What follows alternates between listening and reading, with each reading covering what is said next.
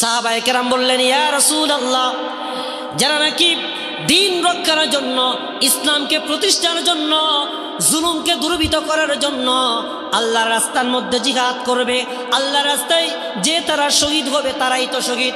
আল্লাহর নবী বললেন, না, যারা জিহাদের ময়দানে যুদ্ধ করতে করতে মারা যাবে তারাও তো শহীদ, কিন্তু কোনো ব্যক্তি যদি দিন রক্ষার জন্য, ইসলাম রক্ষার জন্য অথবা দিনের রাস্তায় মারা গেল, কোনো ব্যক্তি যদি জিহাদের ময়দানে বের হলো ঘর থেকে, রাস্তায় যদি মারা যায়, আল্লাহর নবী বলেছে জিহাদের তামান্নার কারণে, জিহাদের ময়দানে যুদ্ধের বের হওয়ার কারণে ঘর থেকে যখনই বের হলো, যদি পথের মধ্যে মারা যায় ওই ব্যক্তিও শহীদ। বলেন সুবহানাল্লাহ। তাহলে যে ব্যক্তি দিন রক্ষার জন্য, দিন প্রতিষ্ঠার জন্য, জুলুমকে দূরীভূত করার জন্য ঘর থেকে বের হলো, ঘর থেকে বের হয়ে রাস্তায় মারা গেছে, যে কোনো কারণে মারা গেছে, আল্লাহর নবী বলেছে ওই ব্যক্তিও শহীদ। আল্লাহ রাব্বুল আলামিন কুরআনুল কারীমের মধ্যে বলেন, কুল্লু নাফসিন যায়িকাতুল মাউত। রব্বুল আলামিন কুরআনুল কারীমের মধ্যে বলেছেন, পৃথিবীর সব মানুষকে মৃত্যুর স্বাদ গ্রহণ করতে হবে। পৃথিবীর মধ্যে কিছু মানুষ পেটের মধ্যেই মারা যায়, কেউ বা মায়ের পেট থেকে জন্মগ্রহণের পরে মারা যায়, কেউ বা শিশু হয়ে মারা যায়, কেউ বা যুবক অবস্থায় মারা যায়, কেউ বা অ্যাক্সিডেন্ট হয়ে মারা যায়, কেউ বা আগুনে পুড়ে মারা যায়, কেউ বা জিহাদের ময়দানে যুদ্ধ করতে করতেই শহীদ হয়ে যায়। আয়ে কওমে মুসলমান খবরদার, খবরদার, আয়ে কওমে মুসলমান খবরদার, খবরদার, ये वक्त ना गफलत का हो होशियार, हो होशियार। तू मर्द मुसलमान हो, तू मर्द मुसलमान, तू मर्द मुसलमान हो, तू मर्द मुसलमान। एक हाथ में तलवार हो, एक हाथ में कुरान, एक हाथ में तलवार हो, एक हाथ में कुरान। সম্মানিত উপস্থিতি, মৃত্যু তো বহু প্রকার আছে, কিন্তু ওই ব্যক্তি ভাগ্যবান যে ব্যক্তি শহীদী মৃত্যুবরণ করে।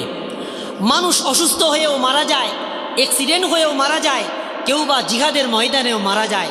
সব মৃত্যু কি একরকম? কখনোই নয়। এই মৃত্যুর প্রকার নিয়ে কোন মৃত্যুটা আমাদের জন্য ভালো, এ প্রকার নিয়ে আমি আলোচনা করার চেষ্টা করব ইনশাআল্লাহ। সর্বপ্রথম আমাদের মুসলিম হিসেবে আমাদের তামান্না থাকবে আল্লাহ যেন আমাদেরকে শহীদ মৃত্যু দান করে। সকলে বলি আমিন। আল্লাহ নবী, বিশ্বনবী রাহমাতুল লিল আলামিন বলেছেন, মান কানা আখিরু কালামিহি লা ইলাহা ইল্লাল্লাহ দাখালাল জান্নাহ। আল্লাহর নবী বলেছেন, দুনিয়ার মধ্যে যে ব্যক্তি শেষ কথাটা হবে লা ইলাহা ইল্লাল্লাহ, মৃত্যুর আগে কালেমা পড়ার সুযোগ হয়ে যাবে, আল্লাহর নবী বলেছেন ওই ব্যক্তিরা হচ্ছে জান্নাতি, সে জান্নাতের মধ্যে প্রবেশ করবে। বলেন সুবহানাল্লাহ। যে ব্যক্তি মৃত্যুর আগে কালেমা পাঠ করতে করতে, কালেমার সাক্ষ্য দিতে দিতে, তাওহীদের সাক্ষী দিতে দিতে মারা যাবে, আল্লাহর নবী বলেছেন ওই ব্যক্তিরা হচ্ছে জান্নাতি। তাহলে এক নম্বর আমরা জানতে পারলাম যে কালেমা পড়তে পড়তে যদি আমরা মারা যেতে পারি, আল্লাহর নবী বলেছে ওই ব্যক্তি হচ্ছে জান্নাতি। এই হাদিসটি আবু দাউদ শরীফের 3116 নম্বর হাদিস। আবু দাউদ শরীফের মধ্যে হাদিসটি উল্লেখ রয়েছে। আল্লাহর নবী বলেছেন, তোমরা মুমিনেরা কালেমা পড়তে পড়তে মৃত্যুবরণ করার জন্য আল্লাহর কাছে দোয়া করবে যে তোমার শেষ কথাটা তাওহীদের কথা হয়, তোমার শেষ কথাটা রসুলের ব্যাপারে, সাক্ষ্যর ব্যাপারে যেন হয়। এটা এক নম্বর মৃত্যু। দ্বিতীয় নম্বর মৃত্যু হচ্ছে কিছু মানুষ জুমার দিন মারা যায়। তিরমিজি শরীফের 1074 নম্বর হাদিসের মধ্যে রয়েছে, যে ব্যক্তি জুমার রাতে অথবা জুমার দিনের মধ্যে মারা যাবে, আল্লাহ রাব্বুল আলামিন তার কবরের আযাবকে মাফ করে দিবে, বলেন সুবহানাল্লাহ। জুমার দিন শুরু হয় বৃহস্পতিবার দিবাগত রাত থেকে, মানে বৃহস্পতিবার দিবাগত রাত হচ্ছে জুমার রাত, এর পর দিন হচ্ছে জুমার দিন। জুমার দিনের সন্ধ্যার মধ্যে বৃহস্পতিবার দিবাগত রাতের সন্ধ্যা থেকে শুক্রবার সন্ধ্যা পর্যন্ত যে ব্যক্তি মারা যাবে, শুক্রবার মারা যাওয়ার কারণে রব্বুল আলামিন তাকে তার আযাবকে আল্লাহ মাফ করে দিবে, বলেন সুবহানাল্লাহ। তাহলে দ্বিতীয় নাম্বার মৃত্যু জানলাম, জুমার দিনের মৃত্যু। আমরা আল্লাহর কাছে আশা করব, আল্লাহর কাছে দোয়া করব রব্বুল আলামিন যাতে করে সপ্তাহের মধ্যে সবচেয়ে দামি দিন জুমার দিন, জুমার দিনে অথবা জুমার রাতে যেন আল্লাহ আমাদেরকে মৃত্যু দেয়, সকলে বলি আমিন। 3 নম্বর হচ্ছে শহীদি মৃত্যু। মুসলিম শরীফের 4835 নম্বর হাদিস। সাহাবায়ে কেরাম বললেন, ইয়া রাসূলুল্লাহ, যারা নাকি দিন রক্ষার জন্য, ইসলামকে প্রতিষ্ঠার জন্য, জুলুমকে দূরীভূত করার জন্য আল্লাহর রাস্তার মধ্যে জিহাদ করবে, আল্লাহর রাস্তায় যে তারা শহীদ হবে তারাই তো শহীদ। আল্লাহর নবী বললেন, না, যারা জিহাদের ময়দানে যুদ্ধ করতে করতে মারা যাবে তারাও তো শহীদ, কিন্তু কোনো ব্যক্তি যদি দিন রক্ষার জন্য, ইসলাম রক্ষার জন্য অথবা দিনের রাস্তায় মারা গেল, কোনো ব্যক্তি যদি জিহাদের ময়দানে বের হলো ঘর থেকে, রাস্তায় যদি মারা যায়, আল্লাহর নবী বলেছে জিহাদের তামান্নার কারণে, জিহাদের ময়দানে যুদ্ধের বের হওয়ার কারণে ঘর থেকে যখনই বের হলো, যদি পথের মধ্যে মারা যায় ওই ব্যক্তিও শহীদ, বলেন সুবহানাল্লাহ। তাহলে যে ব্যক্তি দিন রক্ষার জন্য, দিন প্রতিষ্ঠার জন্য, জুলুমকে দূরীভূত করার জন্য ঘর থেকে বের হলো, ঘর থেকে বের হয়ে রাস্তায় মারা গেছে, যে কোনো কারণে মারা গেছে, আল্লাহর নবী বলেছে ওই ব্যক্তিও শহীদ। আল্লাহর নবী আরো বললেন, তোমাদের সমাজের মধ্যে কোনো ব্যক্তি যদি মহামারীর মধ্যে মারা যায়, আমরা জানি কিছুদিন পূর্বে করোনা মহামারী ছিল, এই মহামারীর মধ্যে অনেক মুসলমানরা মারা গিয়েছে।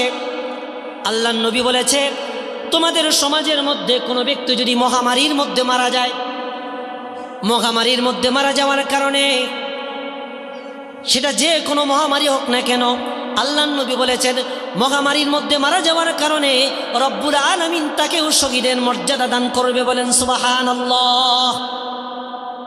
এজন্য আমাদের সমাজের মধ্যে যদি কোনো মহামারী চলে আসে,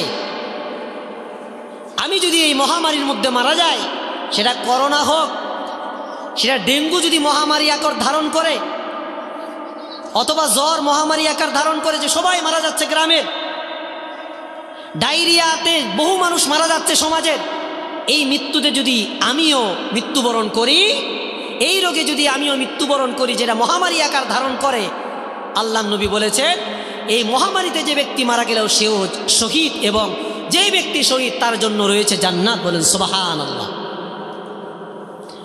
প্রিয় ভাইয়েরা, এরপর আমাদের সমাজের মধ্যে এমন অনেক মানুষ রয়েছে পেটের রোগী, পেটের রোগের কারণে খুব কষ্ট করে, আমাশার রোগে কষ্ট করে, পেটের ব্যথায় কষ্ট করে, পেটের রোগের কারণে এই অসুস্থতায় বারবার চিকিৎসা হয়েছে কিন্তু সুস্থ হয়নি, পেটের রোগের মধ্যে ওই ব্যক্তি মারা গেল।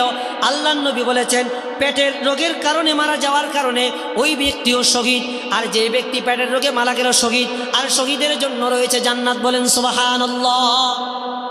কিন্তু যে ব্যক্তি জিহাদের ময়দানে মারা গেল তার শহীদের মর্যাদা আর যেই ব্যক্তি মহামারীতে মারা গেল এই শহীদের মর্যাদা এক নয়। আমরা দেখি অনেক সময় অনেক মানুষ ওয়ালের নিচে চাপা পড়ে মারা যায়। আমরা দেখি অনেক ব্যক্তি গাছ কাটতে গিয়ে গাছের ডালের নিচে চাপা পড়ে মারা যায়।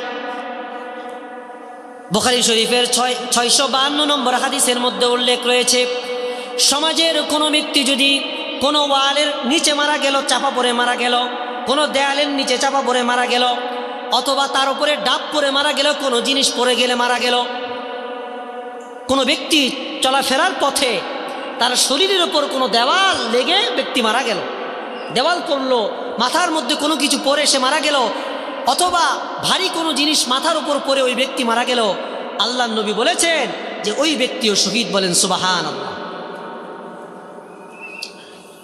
মৃত্যুর মধ্যে আরেকটি গুরুত্বপূর্ণ মৃত্যু হচ্ছে যে কথাটা আমাদের মা বোনদের জন্য, যেই মা বাবার ব্যাপারে রব্বুল আলামিন কুরআনুল কারীমের মধ্যে বলেছেন, রব্বিরহামহুমা কামা রব্বায়ানি সগীরা। আল্লাহ রব্বুল আলামিন যে মা বাবার শানে বলেছেন, তোমরা মা বাবার জন্য দোয়া করো। রব্বি, হে আমার প্রতিপালক, ইরহাম, আপনি দয়া করুন। রব্বিরহামহুমা কামা রব্বায়ানি সগীরা, আমার মা বাবার উপর আপনি দয়া করুন। যেমন দয়া আমার মা বাবা ছোটবেলা আমার উপর দয়া করেছে, আমাকে কষ্ট পেতে দেয়নি, আমাকে আদর করেছে, লালন পালন করেছে। প্রভু, আপনি আমার মা বাবাকেও ওইভাবে আপনি লালন পালন করুন, ওইভাবে আদর করুন যেভাবে আমার মা বাবা আমাকে লালন পালন করেছে। এই মা, একজন মা একটা বাচ্চাকে 10 মাস 10 দিন পেটে ধারণ করে। অনেক মা বাচ্চাকে পেটে রাখা অবস্থায় যে কোনো রোগের কারণে মারা গেল। আল্লাহর নবী, বিশ্ব নবী রাহমাতুল লিল আলামিন বলেছেন, ও মা বোনেরা, খুব ভালো করে মনে রাখেন, আপনি যদি কোনো সন্তান পেটে ধারণ করতেছেন, পেটে ধারণ করার মুহূর্তের মধ্যে হঠাৎ আপনার মৃত্যু চলে আসলো, পেটের মধ্যে সন্তান আছে, পেটের মধ্যে সন্তান থাকার কারণে আপনি যদি মারা যান, আল্লাহর নবী বলেছেন আপনি জান্নাতি। শুধু তাই নয়, আমার অনেক মা জীবন বাজি রেখে সন্তান জন্ম দেয়। অনেক মায়ের এমন অবস্থা হয়, মেডিকেলের মধ্যে, ক্লিনিকের মধ্যে নেওয়ার পর ডাক্তার সাহেব বলে, ও আমার বোন, আপনি কি নিজের জীবন চান নাকি আপনি আপনার সন্তানের জীবন চান? মায়ের মন সাগরের মতো। মা বলে, আমি দুনিয়ার মধ্যে বেঁচে থাকতে চাই না, আমার সন্তান দুনিয়ার মধ্যে বেঁচে থাকুক। এ বলে মা মৃত্যুর জন্য প্রস্তুতি গ্রহণ করে। প্রিয় ভাইয়েরা, যেই মা বাচ্চা জন্ম দেওয়ার সময় বাচ্চা জন্ম দিতে গিয়ে মৃত্যুবরণ করবে, আল্লাহর নবী বলেছে ওই মহিলাকে শহীদের মর্যাদা দান করা হবে। বলেন সুবহানাল্লাহ। কারণ তো তিনি আল্লাহর রাসূলের একজন উম্মতকে জন্ম দিতে গিয়ে মারা গিয়েছে, রাসূলের একজন উম্মত বৃদ্ধি করতে মারা গিয়েছে, জীবন বাজি রেখে জন্ম দিয়েছে। এ কারণে ওই মাকে শহীদের মর্যাদা দান করা হবে। বলেন সুবহানাল্লাহ। এজন্য মায়েদের জন্য সুসংবাদ, আপনার মর্যাদাকে এত বেশি বৃদ্ধি করা হয়েছে, আপনার পায়ের নিচে জান্নাত। একটা বাবার পায়ের নিচে জান্নাত নয়, একটা মায়ের পায়ের নিচে জান্নাত। সুবহানাল্লাহ। একটা মা 10 মাস এমন একটা বাচ্চাকে ধারণ করে, যেই বাচ্চার ওজন 8 কেজি, 2 কেজি, 3 কেজি পর্যন্ত। প্রিয় ভাইয়েরা, আমরা কি একটা ইট নিয়ে পেটের মধ্যে বেঁধে আমরা কি চলাফেরা করতে পারবো 10 মাস? আমরা কি শুইতে পারবো, খেতে পারবো? আমরা অবশ্যই আমাদের কাছে কষ্ট হবে। কিন্তু একটা মা 2 থেকে 3 কেজির একটা বাচ্চা 10 মাস পেটের মধ্যে ধারণ করে, খাইতে পারে না তবুও দুঃখ নাই, চলতে পারে না তবুও দুঃখ নাই, ঘুমাইতে পারে না তবুও দুঃখ নাই। কিন্তু যখন বাচ্চাটাকে দেখে, মায়ের পিছনের 10 মাসের সব কষ্টকে মা ভুলে যায়। বলেন সুবহানাল্লাহ। এজন্য এই মায়ের জন্য রয়েছে জান্নাত, মায়ের জন্য রয়েছে শহীদের মর্যাদা। সুবহানাল্লাহ।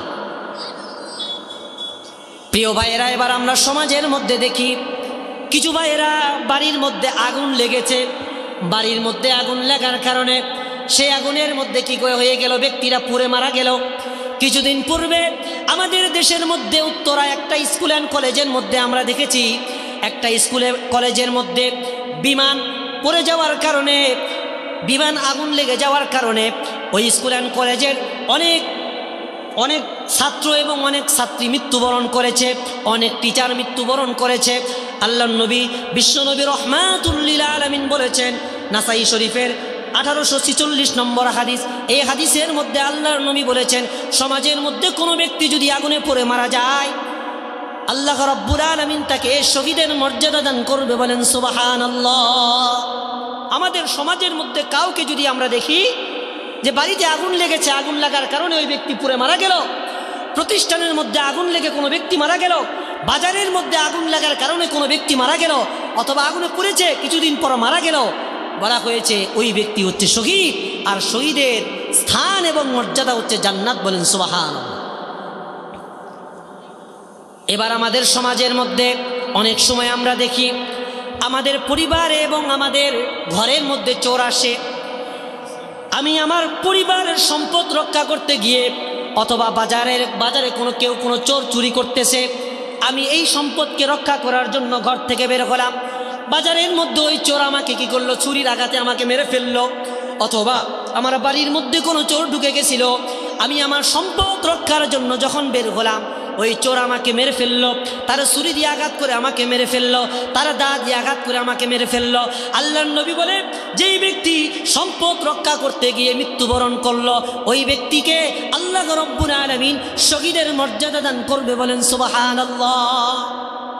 হাদিসটি বুখারী শরীফের 2840 নম্বর হাদিস।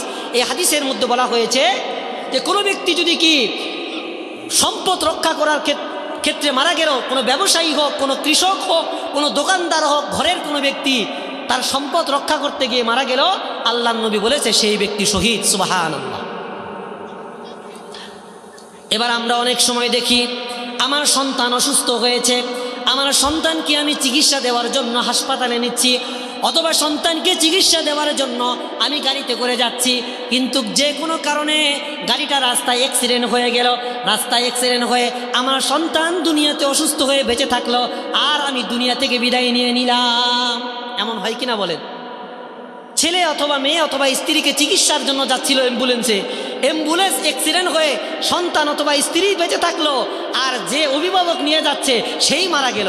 আল্লাহর নবী বলেছে কেউ যদি তার কোনো ছেলে, তার কোনো মেয়ে, তার কোনো স্ত্রীকে রক্ষা করার জন্য, তার জীবন বাঁচানোর জন্য বের হলো আর সে মৃত্যুবরণ করলো, আল্লাহর নবী বলেছে ওই ব্যক্তি শহীদ। সুবহানাল্লাহ। শুধু তাই নয়, আমরা অনেক সময় খেয়াল করি এই পৃথিবীর মধ্যে 14 বছর 1450 বছর পূর্বে ফেরাউন, আবুল আহাব, উতবা, সাইবা, নবীর অনেক শত্রুরা ইসলামকে দুনিয়ার মধ্যে বিদায় করে দিতে চেয়েছিল। আরও আগে যদি ইতিহাস দেখি, ফেরাউন, নমরুদ, তারাও ইসলামকে দাবিয়ে রাখার চেষ্টা করছিল, ইসলামকে কিভাবে দুনিয়া থেকে বিদায় করে দেওয়া যায়, না হতে পারে, ইসলামের কালিমা যেন প্রতিষ্ঠিত না হতে পারে, দ্বীন ইসলাম যেন প্রতিষ্ঠিত না হতে পারে, এজন্য সর্বদাই বাধা দিত। আজকে 1450 বছর পরেও এখনো কিছু মানুষ ইসলামকে বাধা দেয়, ইসলামের কোরআনের আইন বাস্তবায়ন করতে বাধা দেয়, রসুলেরকে নিয়ে কটূক্তি করে, ইসলামকে নিয়ে কটূক্তি করে। এখন এমনও মুহূর্তের মধ্যে যদি কোনো মুসলমান, কোনো মুসলিম ইসলাম রক্ষা করার জন্য ঘর থেকে বের হলো, ইসলামকে সম্মান দেওয়ার জন্য ঘর থেকে বের হলো, কোরআনের সম্মানে ঘর থেকে বের হলো, রাসূলের সম্মানে ঘর থেকে বের হলো, আর ঘর থেকে বের হওয়ার পর তাকে গুলি করে মারা হলো, অথবা তাকে যে কোনো চক্রান্ত করে মারা হলো, আল্লাহর নবী বলেছেন ইসলাম রক্ষার জন্য ওই ব্যক্তি ঘর থেকে বের হয়েছে, সুতরাং ওই ব্যক্তি হচ্ছে শহীদ।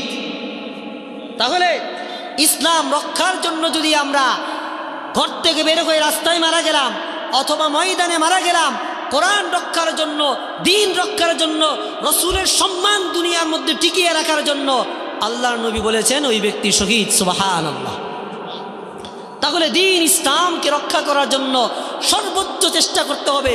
যদি বেঁচে থাকি আমি দ্বীন রক্ষার ক্ষেত্রে আমি গাজী, আর যদি দ্বীন এবং ইসলাম রক্ষার জন্য, ইসলামকে সমুন্নত করার জন্য আমি যদি মারাও যায়, আল্লাহর নবী বলছে মৃত্যুর পরেই জান্নাত। সুবহানাল্লাহ। তাহলে মুমিনের মৃত্যু হবে এমন, মুমিন তো এই মৃত্যুর আশা করবে। প্রিয় ভাইয়েরা, অনেক সময় দেখা যায় সমাজের মধ্যে জুলুম চলতে থাকে। আমরা সমাজের মধ্যে দেখি সমাজের সব ব্যক্তি জালেমের পক্ষে আর মাজলুমের পক্ষে মাত্র একজন। এমন হয় কিনা বলেন? ক্ষমতাশীলের দিকে সবাই, টাকার দিকে সবাই, আর যেই লোক যে গরিব, গরিবের পক্ষে কেউ নাই, গরিব আরেক গরিব পাশে দাঁড়িয়ে আছে। এবার হুমকি দেয়, খবরদার তুই যদি এই ব্যক্তির পক্ষ নেস তাহলে তোকে কিন্তু দুনিয়া থেকে সরাই দেব। ঠিক কিনা বলেন? আমরা দেখেছি গাজীপুরের মধ্যে একটা মেয়েকে ধর্ষণ করা হয়েছে, অমুসলিমরা ধর্ষণ করেছে, হিন্দুরা ধর্ষণ করেছে। এর প্রতিবাদ করতে গিয়েছে একজন খতিব, একজন ইমাম, তাকে হুমকি দেওয়া হয়েছে, খবরদার আমাদের বিরুদ্ধে কোনো কিছু বললে তোমাকে কি করে ফেলবো, এই মসজিদ থেকে, এলাকা থেকে গুম করে ফেলবো। বলা হয়েছে ওই ইমামকে গুম করে ফেলে আমাদের পঞ্চগড়ে রেখে দিয়েছে। প্রিয় ভাইয়েরা, উনি যদি এই যে দেখেন একটা মাজলুমের পক্ষ নিয়েছে, আমরা দেখেছি আতাউর রহমান বিক্রমপুরী ভাইকে, তিনি মাজলুমের পক্ষ নিয়েছে। এই মাজলুমের পক্ষ নেবার কারণে উনি যদি রাস্তায়ও মারা যায়, কারো কারণে তিনি যদি মারা যায়, কারো আক্রমণে তিনি যদি মারা যায়, আল্লাহর নবী বলেছে সেই ব্যক্তি শহীদ। সুবহানাল্লাহ। তাহলে বলেন আপনারা কি জালেমের পক্ষে থাকবেন নাকি মাজলুমের পক্ষে থাকবে? বলেন। অন্যায়ভাবে কারো উপর যদি মামলা দেওয়া হয়, কার পক্ষে থাকবেন বলেন? আজকে সমাজে অন্যায়ভাবে অনেক মামলা দেয়, টাকা আছে তার মামলা নেয়, গরিব মানুষ মামলা দিতে গেলে তার মামলা চলে না, ঘুরাই দেয়, মামলা করিও না, মামলা করিও না। কি বলেন? এই বাংলাদেশের মধ্যে অনেক জায়গায় রয়েছে, ধনীরা থানায় গেলে তাদের মামলা নেয়, গরিবরা গেলে গরিবের মামলা নেয় না। প্রশাসন তো সবার জন্যই সমান, গরিবের জন্য যতটুকু ধনীর জন্য ততটুকু। প্রিয় ভাইরা, এজন্য আমরা কি করব? মাজলুমের পক্ষ সর্বদাই নিব। মাজলুমের পক্ষ যদি একটা কথাও বলি, এই কথার কারণে আল্লাহ আমাকে প্রতিদান দান করবে। মাজলুমের পক্ষে যদি আমি মারাও যাই, এর কারণে আল্লাহ আমাকে শহীদের মর্যাদা দান করবে। বলেন সুবহানাল্লাহ। মুসলিমের কাজ হচ্ছে মাজলুমের পক্ষে থাকা, জালেমের পক্ষে মুসলিম এবং মুমিন কখনো থাকতে পারে না। এজন্য আমরা চেষ্টা করব মাজলুমের পক্ষ নেওয়ার জন্য। এরপর আরেকটা মৃত্যু হচ্ছে যে ব্যক্তি আল্লাহর রাস্তায় পাহারা দিতে মৃত্যুবরণ করে। এটা তিরমিজি শরীফের 1665 নম্বর হাদিস, যে হাদিসের মধ্যে বলা হয়েছে কোনো ব্যক্তি যদি দিন ইসলাম এর ক্ষেত্রে কোনো রাত পাহারা দিল, দিন রক্ষার জন্য কোনো রাত পাহারা দিল, ইসলাম রক্ষার জন্য কোনো রাত পাহারা দিল, এই পাহারা দেওয়া অবস্থায় জালিমরা তাকে কি করে মেরে ফেললো, আল্লাহ নবী বলেছেন সে ইসলামকে পাহারা দিয়েছে, ইসলামের আল্লাহ রাস্তায় সে পাহারা দিয়েছে, এই পাহারা দেওয়ার কারণে আল্লাহ তাকে জান্নাতের মর্যাদা দান করবে। বলেন সুবহানাল্লাহ। আল্লাহ তাকে শহীদের মর্যাদা দান করবে। বলেন সুবহান। তাহলে আমি আপনাদের মাঝে মৃত্যু নিয়ে আলোচনা করলাম।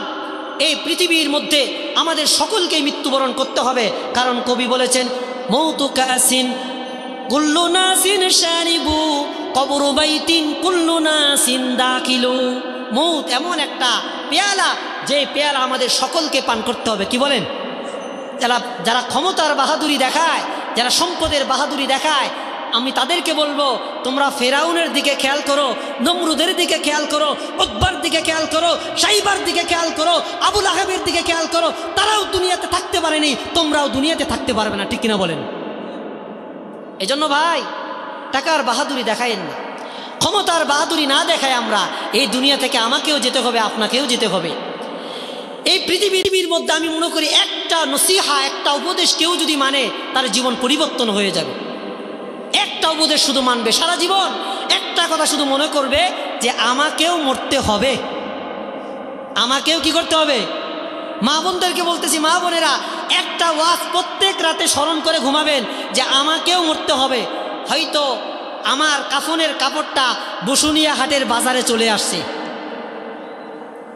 হয়তো আমি আজ রাতেই মারা যাব, হয়তো আমি এই যে নামাজে দাঁড়িয়েছি রুকুতেই মারা যাব, হয়তো আমি রুকুতে আছি, হয়তো সেজদায় আমি মারা যাব। কালকে আমি হয়তো এখন শুইতেছি, কালকে সকালবেলা হয়তো মুয়াজ্জিন সাহেব মাইকের মধ্যে বলবে আব্দুল্লাহ দুনিয়া থেকে ইন্তেকাল করেছে, ইন্না লিল্লাহি ওয়া ইন্না ইলাইহি রাজিউন।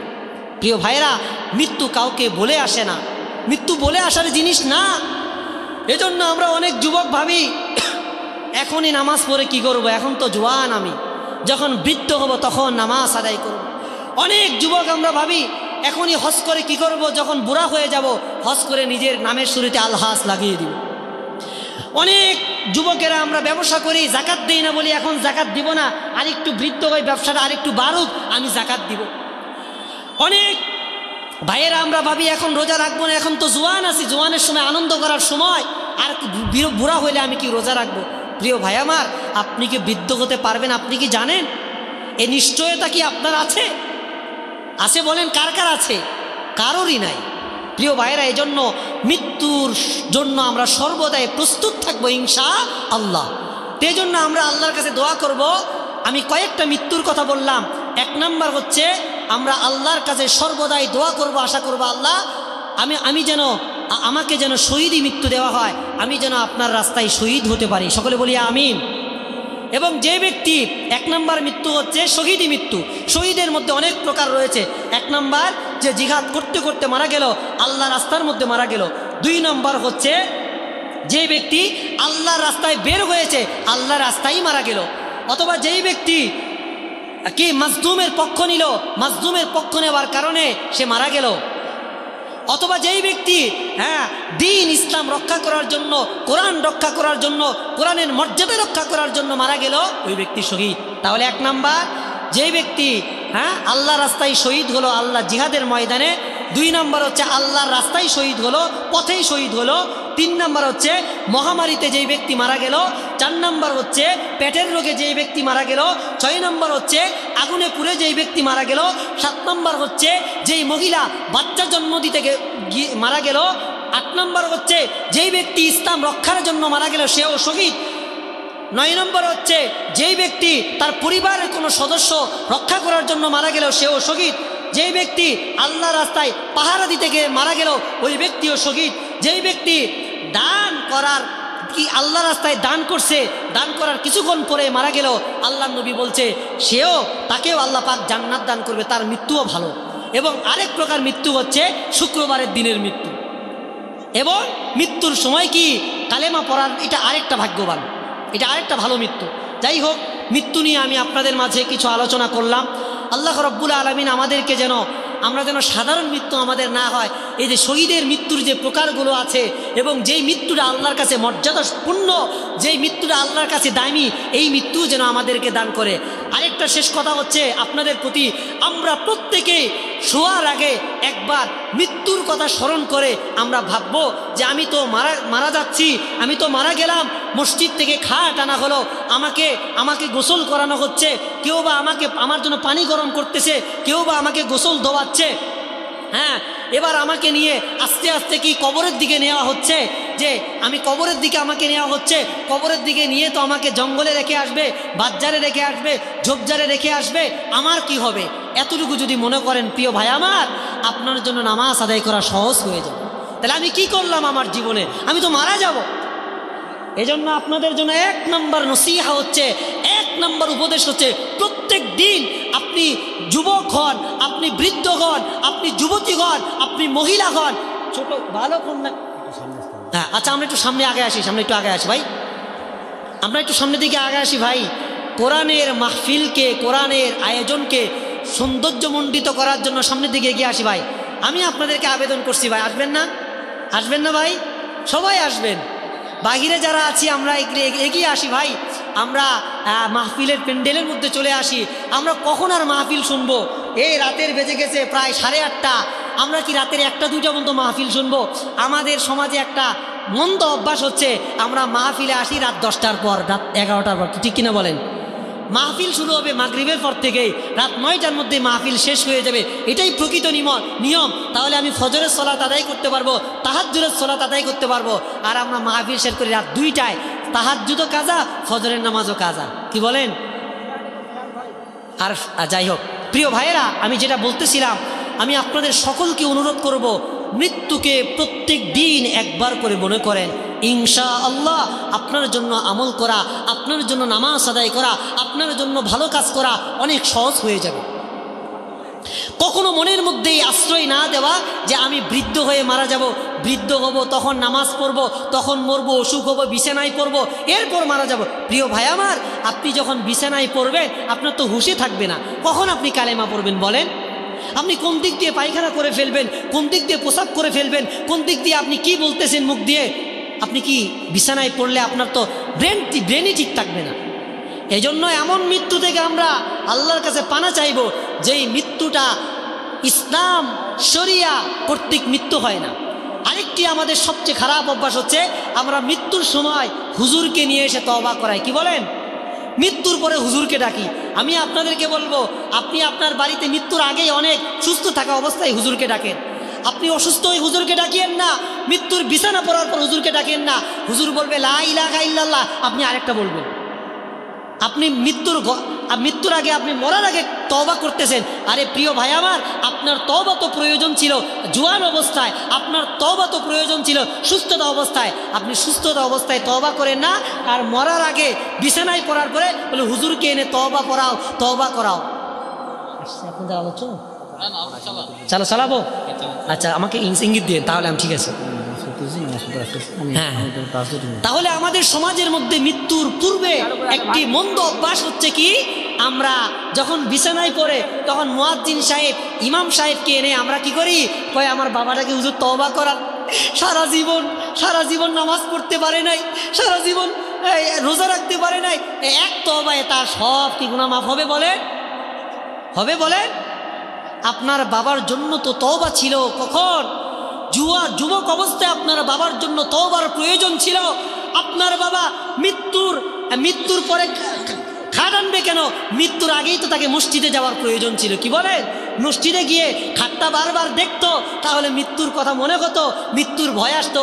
আপনার বাবা তো সারা জীবনে মসজিদেও যায় নাই, মৃত্যুর ওই খাটটাও দেখে নাই, তওবাও করে নাই, যুবক অবস্থায় সুস্থ অবস্থায় এবার বিছানায় পড়ছে, হুজুর তওবা করান। আমার মা বোনদেরকে বলবো, আজকে এখান থেকেই তওবা করেন। এমন না, আমাদের একটা বদ অভ্যাস হচ্ছে যে সামনের মাসের 1 তারিখ থেকে আমি নামাজ ধরবো। আমার যুবক ভাই বলে, হুজুর নামাজের কথা তো বললেন, এবার প্রথম রমজান থেকে আমাকে মসজিদে আপনি দেখবেন। হুজুর প্রথম রমজান থেকে এমন নামাজ ধরবো আপনি দেখবেন সামনের কাতারত আমি আসি, আর কেউ থাকবে না থাক। প্রিয় ভাই আমার, আপনি কি রমজানের 1ম তারিখ পর্যন্ত বাঁচবেন? আপনার কত বন্ধু, আপনার কত ভাই, আপনার কত সাথী রমজান আসার আগেই মারা গেছে, আপনিও তো মারা যেতে পারেন। এজন্য ইসলাম মানতে, দিন মানতে দেরি করতে নাই। আজকে থেকে আমি মানব, আজকে থেকে আমি আমল করব, এখন থেকে আমি আমল করব, আমি এই জায়গায় তওবা করব। প্রিয় ভাই আমার, একটা বললাম যে মৃত্যুর কথা, প্রত্যেক দিন মৃত্যুর কথা মনে করবেন একবার হলেও। 2 নম্বর হচ্ছে যখনই সুযোগ পাবেন তখনই তওবা করবেন। কেন? কবি বলেছেন, ই দরগাহে মা দরগাহে না উম্মীদ নীস, গর হাজারা বার তওবা শিকস্তি বাজা বাজা বাজা হারাচে হস্তি বাজা, গর কাফির গবর বুতপুরুস্তি বাজা। যে তুমি তোমার জন্য তওবাকে কি করে নাও? আবশ্যক করে নাও। তুমি যখন রাস্তায় চলতেছো তওবা করো, রাস্তায় গুনাহ হয়ে গেল তওবা করো, বাড়িতে গুনাহ হয়ে গেল তওবা করো, স্কুলে গুনাহ হয়েছে তওবা করো, চোখের গুনাহ হয়ে গেল তওবা করো, মুখের গুনাহ হয়ে গেল তওবা করো, হাতের গুনাহ হয়েছে তওবা করো। আল্লাহ রাব্বুল আলামিনের নাম রহমান, আল্লাহ রাব্বুল আলামিনের নাম হচ্ছে রহিম। আল্লাহর দরবার হচ্ছে এমন দরবার যেই দরবারে কাউকে ফিরিয়ে দেওয়া হয় না। মানুষের দরবারের মধ্যে গেলে মানুষ ফিরে দেয়, কয় ফকির ভাই মাফ করেন আমাকে, আমি দিতে পারলাম না। কি বলে কিনা বলেন? ফকিরের কাছে মাফ চায়, মাফ করিয়েন, দিতে পারলাম না। আর আল্লাহর দরবার হচ্ছে এমন দরবার যে দরবার থেকে কখনো ফিরিয়ে দেওয়া হয় না। বলেন সুবহানাল্লাহ। দুনিয়ার মানুষের কাছে চাইলে দুনিয়ার মানুষগুলো মন খারাপ করে, যত বেশি চাইবেন তত বেশি মন খারাপ করবে। বাবার কাছে চাইবেন, বাবা মন খারাপ করে। মায়ের কাছে চাইবেন, মা বলে এত টাকা আমার ছেলেটা কি করে। শ্বশুরের কাছে তো প্রশ্নই আসে না। শাশুড়িকে যদি চুপ করে বলেন তবুও শাশুড়ি বলে জামাই এত চাই কেন আমারটে। শ্বশুরের কাছে বললেও শ্বশুর মন খারাপ করে, আবার শাশুড়ির কাছে চাইলেও মন খারাপ করে। দুনিয়ার মধ্যে প্রত্যেকটা ব্যক্তির কাছে চাইলেই মন খারাপ করে, কিন্তু আমাদের একজন মালিক আছে, আমাদের একজন রব আছে, যেই রবের কাছে চাইতে যত বেশি চাইবেন সেই রব তত বেশি আমাদের উপরে খুশি হয়ে যায়। বলেন সুবহানাল্লাহ। এমন রব পেয়ে আপনারা খুশি নাকি নারাজ বলেন? আল্লাহ নবী, বিশ্বনবী রাহমাতুল লিল আলামিন বলেছেন, যেই ব্যক্তি আল্লাহর কাছে চায় না আল্লাহ তার উপর নারাজ। তাহলে বোঝা গেল যেই ব্যক্তি আল্লাহর কাছে চায় ওই ব্যক্তি আল্লাহর কাছে দামি। সুবহানাল্লাহ। তাহলে আল্লাহর কাছে চাইবেন তো ইনশাআল্লাহ, আল্লাহর কাছে তওবা করবেন তো ইনশাআল্লাহ, নাকি ভাববেন এ সারা জীবনটা 40 বছর এত গুনাহ করছি, এত গুনাহ কি আল্লাহ মাফ করবে? কি বলেন? আল্লাহ যদি মাফ না করতো আল্লাহ নিজের নাম ক্ষমাশীল দিতেন না, গফুর দিতেন না। বলেন, আল্লাহ যদি আমাকে মাফ না করতো আল্লাহর নাম রহমান দিতেন না। আল্লাহ যদি আমাদেরকে মাফ না করতো, মাফ করতে যদি না চাইতো আল্লাহ নিজের নামটা গফফার দিতেন না। কি বলেন? সমাজের মধ্যে এমন কোনো মানুষ কি আছে যে বলে বলে বেড়া, ভাই আপনাদের কার কি লাগবে, আপনাদের মধ্যে কেউ কি অসুস্থ আছেন নাকি আমি বিনা টাকায় চিকিৎসা করব? আপনাদের মধ্যে কেউ কি কারো কোনো টাকা লাগবে নাকি আমি তাকে টাকা দিব?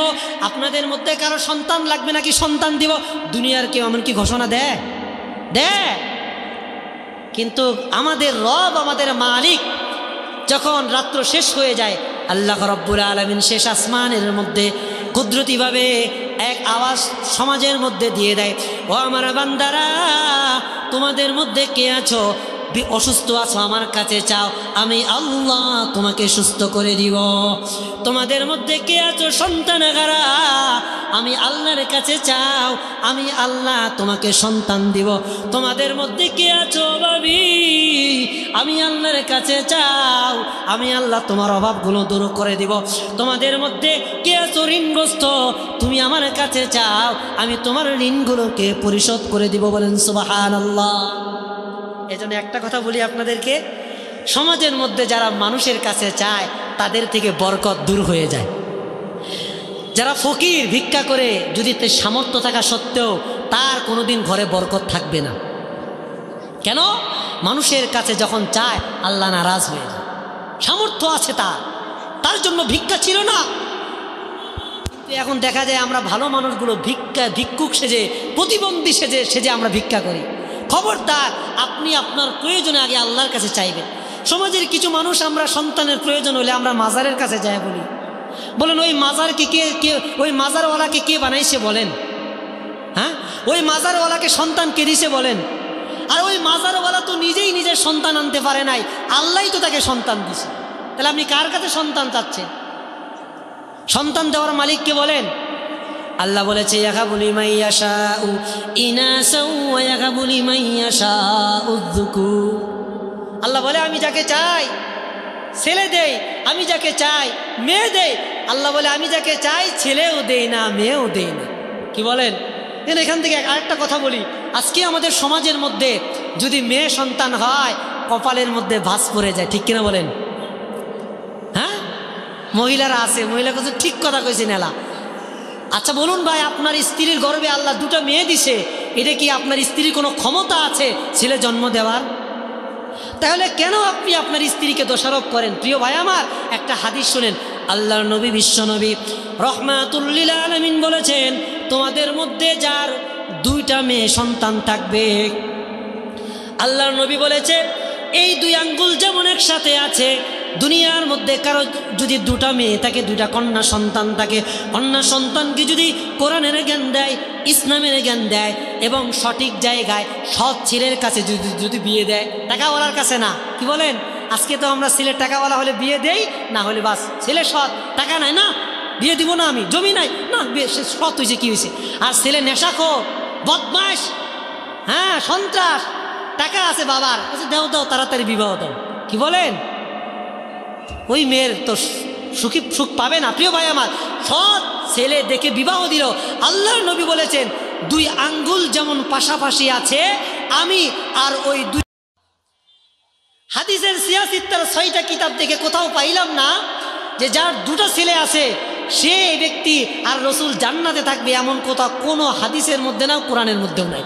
কিন্তু আল্লাহর নবী বলেছেন যার দুটো মেয়ে থাকবে, দুটো মেয়েকে সুন্দরভাবে লালন পালন করবে, কোরআনের শিক্ষা দিবে, হাদিসের শিক্ষা দিবে, সৎ একটা ছেলের কাছে বিবাহ দিবে, আল্লাহর নবী বলেছে আমি এবং ওই ব্যক্তি জান্নাতের পাশাপাশি থাকবো। বলেন সুবহানাল্লাহ।